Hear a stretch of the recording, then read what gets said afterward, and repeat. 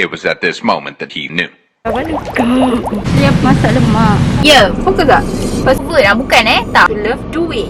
Macam tak ada. Itu dia tanya kalau tips kan.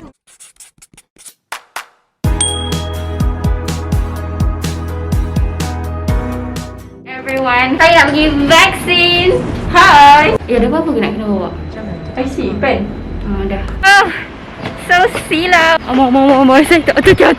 Because aku tak habis pakai lagi. Macam tu lah. Jom kita. Yeah. Dah sampai.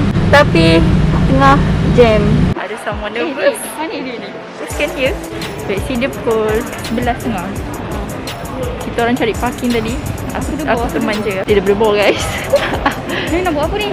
Pergi kat dia tanya. Kenapa apa? Ya, bye. Bye. It was at this moment that he knew. He fucked up. Alright. So, saya terpaksa tunggu kat luar. Hai korang. Nak dekat sejam lebih. Dalam masa sejam, aku menunggu dekat atas ni. Kamila mana kau? Kamila tak habis lagi keluar. Saya terpaksa tunggu dekat tepi-tepi jalan ni. A few minutes later. Hai, balik lagi acara menunggu Kamila yang lama gila. Tak tahulah asal lama sangat. Sini ramai orang ke apa. Mana tahu makcik ni. I am fully vaccinated. Baru first dose je. Gitu. Kita orang nak cari makan. Kita orang baru makan roti je daripada tadi. Kita orang tengah tak tahu nak cari makan apa ni. So kita decide makan Texas chicken. Masak lemak. Dia masak lemak. Macam ni je lah. Ni. Macam ni. Ya, akhirnya dapat juga kita masuk. Setelah beberapa kilometer kita orang berjalan. Saya lemas. Okay guys, sebab kita orang lapar gila. Lapar sangat. So yang ini, ni apa? Spicy Korean bowl. Spicy Korean bowl. Ya. Sedap gila. Dia ada ayam, lepas tu dia ada sos Korea kan. Lepas tu kat sini dia ada sayur. Ni sayur popis. Ya. Fokus tak? Lepas tu dia ada nasi. Ni manual focus. Yang ni harga dia RM5.9. Okey, yang ini jalapeno. Hala ke jala? Jalapeno. Or está muerto. Jalapeno nugget. Dan ada sos jalapeno tu. Okay, ni Zesty Crunch chicken wrap. Okay. Dia tengok. Pergi kau. Dalam dia ni ada inti ayam. Wow, jadi. Gitu. Boleh tak? Sebab dia ada crunchy. Wow. Crunchy ni ayam dia. Kan?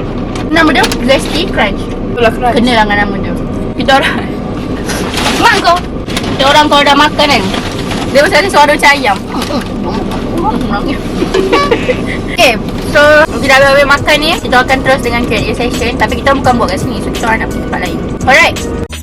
Okay, so kita orang nak terus jawab QnA. QnA ni sebenarnya dia macam ada dua section tau. Macam satu formal, satu informal. So kalau formal tu yang melibatkan IPG dan juga medic. And kita orang cuba, Dia macam disclaimer ni based side on effect vaksin. macam based on kita orang punya experience. And beside we're no one. Kita orang cuma bagi tahu based on experience and based on apa yang kita orang dah rasa. Gitu. Yes. Vaksin dia dah menusuk.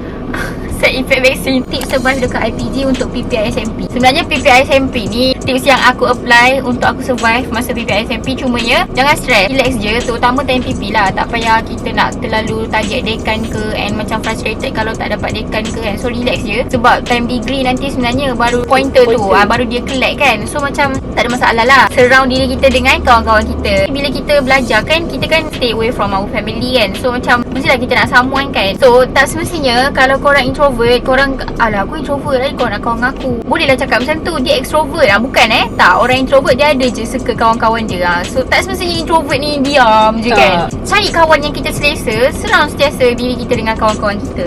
Betul. Ya. How medic life during pandemic memang totally different lah sebelum pandemic. Sebab apa? Kalau medic ni memang sinonim dia mesti ada belajar dekat hospital. Tapi disebabkan pandemic ni kita orang tak pergi hospital, buat kelas pun online. Itulah yang tak best lah. Sebab tak dapat real experience. Tak dapat pergi hospital, jumpa patient. Tu tak dapat nak buat kelas ramai-ramai. Aku paling kesian dengan budak year 1, year 2 yang baru masuk. Masuk je lah culture shock belajar medik macam mana kan. Tiba-tiba kau kena belajar macam banyak gila. Macam mana kau skipping sampai 1,500 sedangkan aku 500 pun semput. Sebenarnya tak adalah banyak sangat pun kan. Kita skipping, kita orang bukanlah professional pun. Freestyle pun tak reti lagi. Masih belajar lah buat footwork tu. Banyak lagi lah tak tahu pun sebenarnya. Tapi percayalah cakap aku, sebenarnya benda tu proses. Sebab aku sendiri pun tak pernah pun seumur hidup aku skipping. Aku pernah ke skipping? Tak pernah weh. Dulu main lompat getah tu pun banyak kali lah terjatuh kan. Tapi benda tu proses lah. Aku start daripada bulan 3 tahun ni. Aku buat 1000 dulu dalam setengah jam kan. Lama gila ya. 20 minit dalam setengah jam macam tu lah. Tapi sekarang 10 minit 9 minit pun dah boleh capai lah 1000 tu. Buat je hari-hari sampai kau rasa macam dah senang macam tu. Since the pandemic, have you ever feel like losing the enjoyment you used to love doing? Tak ada. To be honest, rasanya aku punya mood dalam pandemik ni masih dalam keadaan stabil lah. Kau macam mana? Tak adalah sampai macam murung aku macam aduh pandemik. Losing enjoyment tu tak sangat. Walaupun aku macam sedih ke pandemik kan, aku macam tak boleh nak ubah apa-apa. So aku try cari ada things yang boleh excite aku punya enjoyment. Sebelum ni contohnya aku tak suka membaca buku yang macam self empowerment. Aku tak suka baca buku macam tu. Bila pandemik ni aku start baca and then aku start suka. Okay, how to see the brighter side in everything. Panjang lah kau nak cerita, tapi ringkasnya first kali based on experience dan juga apa yang dah dialami. Aku bukannya no one pun nak cerita pasal benda ni, cuma experience.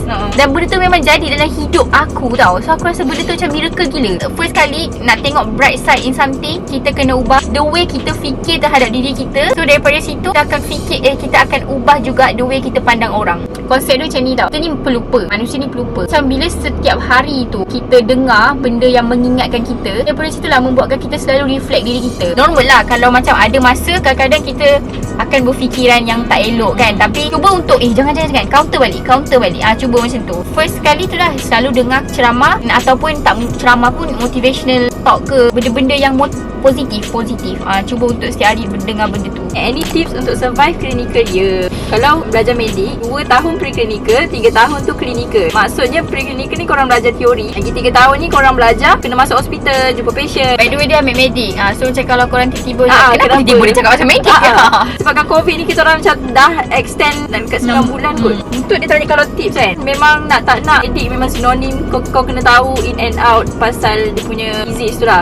So kena mantapkan korang punya teori. Tapi terlalu banyak disease dekat dalam dunia ni. Doktor saya cakap what common is common. Apa yang common dekat sesuatu tempat tu, korang kena tahu in and out benda tu. Contoh kalau kat Malaysia ni diabetes, hypertension, sakit jantung. So tiga-tiga tu korang macam kena tahu benda tu. Memang probability untuk masuk exam akan tinggi. Mantapkan korang punya knowledge lah. Dia buat study group ke atau belajar sendiri ke. Tapi aku sarankan untuk study group lah kalau nak buat awal-awal. Yang kedua ialah selain daripada knowledge, korang kena ada skill. Dari segi bercakap tu maksudnya macam mana korang nak present dekat doktor certain case yang korang bawa. Yang kedua ialah macam mana korang nak examine, nak periksa patient tu. How to be more tolerant towards others. Bila kita hidup dengan orang, dengan manusia. Maksudnya dia ada perasaan, dia ada emosi, samalah macam kita juga kan. Bila kita nak orang treat kita baik, kita kena treat orang baik juga. Treat others like how you want to be treated.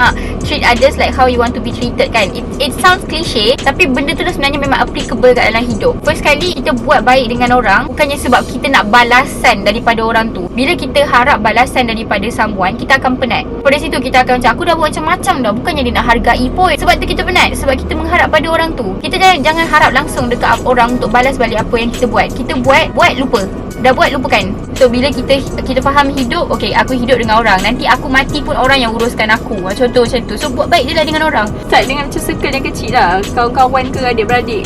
Tolerate dulu, nanti lama-lama korang macam terbiasa lah kan. Saya nak tanya, betul ke orang kata ada beberapa subjek kalau dah habis belajar lambat posting untuk mengajar? Kalau untuk IPG, setakat mana yang aku tahu, sini ada cakap tak ada lagi kes macam tu. Sebab KPM dia memang dah sort maksudnya dah sort everything out lah untuk setiap batch tu. Kalau kita grad tahun ni memang kekosongan memang untuk subjek dan kos tu. Faham tak? So tak adalah istilah macam subjek DM tahun ni lambat posting, subjek-subjek lain dulu yang pergi posting macam tu. Macam tak ada lagi kes macam tu. How to gain confidence when talking in front of the camera? Ini pun proses juga. Sebenarnya dia senang lah untuk gain confidence untuk orang yang memang dia suka berangan dekat kamera. Aku pun tak adalah confidence sangat pun cakap kamera, sebab ada je personality yang aku tak reveal sangat kan. So kena practice cakap seorang-seorang dengan diri kau. Macam kalau dekat cermin, cakap je lah seorang-seorang. Kau bayangkan macam kalau kau tengah cakap kat kamera ni, kau bayangkan kau cakap dengan kamera je. Kau bayangkan time kau nak record ni, kau bayangkan kau cakap dengan kamera je. Kau cakap dengan diri kau je. Sebenarnya yang kita takut bila kita cakap kat kamera, kita bayangkan orang akan tengok video kita ni nanti tau. So sebab tu yang kita rasa macam susah nak tunjuk diri kita tau. Susah nak bercakap dengan confident. How does it feel to have 4 sisters? Best, terutama untuk aku yang bongsu, aku dapat rembat semua je diorang. Dan aku dapat rembat duit diorang. Best lah macam siapa ni? Oh, ingat kepala orang apa tu? Weh. Oh, perasaannya best lah. Ada 4 orang kakak, semua perempuan kan. Diorang macam memahami lah. Tapi teringat juga nak rasa macam mana rasa ada abang kan. Terima kasih kakak-kakak kerana pujuk. Bila kita nak grad KD batch aku lah ni, and cukup ke clinical exposure untuk year 5? Sebab pandemik ni kita orang dah postpone, aku macam cakap tadi, sekarang dah postpone 9 bulan. Dalam masa sepanjang kita orang masuk year 5 ni, kita orang dapat exposure dekat dalam hospital sebulan je. Tapi sebulan tu pun dalam seminggu kita orang kena gili-gili. So seorang dapat masuk dalam 2 kali je kot macam tu. So aku rasa tak cukup lah. Macam quite bahaya untuk preparation as final year yang akan grad dan akan jadi junior doktor nanti. Kita orang nak buat apa, dapat buat pun macam mantapkan kita orang punya teori, punya knowledge. Share pengalaman menarik time sekolah. Ada banyak sangat pengalaman menarik. Tapi yang paling tak boleh lupa time SPM, aku dengan kawan aku duduk kat bilik sakit. Time tu memang kita orang kena aim lah sebab macam buat hal kan. Memang banyak salah lah time sekolah mendengar. Yang best semua orang duduk kat dorm, tapi kita orang duduk dekat bilik sakit. Tapi tak pergi surau. Astagfirullahalazim. Astagfirullahalazim. Itulah aku cakap, dulu teruk lah perangai. Ya Allah. Tapi itulah kita perlu fix diri kita. Okay, your favourite book. To be honest, aku banyak beli buku, tapi aku suka baca macam separuh je. Memang tu masalah aku. Kalau tengok movie pun, tengok cerita berseries ke, aku tengok sampai separuh je, aku tak habiskan. Macam cerita apa tu? Startup. Aku tak habis. Diorang semua dah tengok ni kan. Aku tengok sampai episode 8 je, aku tak habiskan. Macam tu. So aku nak cakap favourite book, memang aku suka buku-buku motivational lah. Buku-buku self empowerment semua tu lah. Aku lupa tajuk dia apa tu tak. Nak tanya susah ke nak dapatkan pointer untuk dapat dekan masa PP? To be honest, bagi saya susah. Sebab masa aku PP tu aku tak faham langsung apa aku belajar. Sebab masalah aku susah nak adapt dengan new environment, dengan new situation. So bila aku nak belajar tu, aku memang take time lama gila untuk faham apa yang aku belajar. So masa PP kan new environment kan, aku macam apa benda ni, aku tak faham. So time exam dekat Dewan tu, aku main jawab je apa yang aku nak. Ngelalai pointer aku 3.4 lebih. Lepas tu aku macam tak dekan lah. Kalau kat IPG kan 3.7 lebih kan. Dia depends on diri korang lah. Kalau korang senang nak adapt dengan new environment and senang untuk faham apa yang benda yang korang belajar, yang baru belajar, InsyaAllah senang je. Okay, so kita orang dah jawab semua. Bukan jawab semua sebenarnya. Ada beberapa soalan kita orang tak jawab sebab macam benda tu sensitif. Bukan sensitif, macam patut dia beritahu personally. Macam tu lah. Minta maaf kalau ada kekurangan di sepanjang menjawab soalan ni. Kita orang pun bukanlah siapa pun, ya Allah, nak jawab soalan ni cuma macam saja have fun kan. Share apa yang kita orang tahu. And lagi pun tadi time vaksin, aku sebenarnya nak merekod, tapi kamera pada dia. Dia kan kat luar. Dah menunggu dia 2 jam. Aku macam malas aku nak record. Aku terlupa. Aku pula nervous. Nervous sangat sampai aku macam kau record kat sini, biar aku record. Time dah masuk dalam, aku lupa nak minta balik kamera tu. So macam aku tak dapatlah nak record kejadian di sepanjang vaksin tu. So apa-apa pun kita minta maaf kalau macam ada tu kurang info ke, ataupun macam korang tak setuju ke dengan apa yang kita cakap. It's just personal opinion. Kalau benda tu baik and bermanfaat, korang boleh ambil. And kalau benda tu macam korang tak nak terima, no, I don't want to hear that, tak payah. Okay, terpulang. Okay, so itu sahaja video untuk kali ni. Kali ni macam panjang sikit vlognya. And insyaAllah nanti kita jumpa lagi in next video. Bye bye.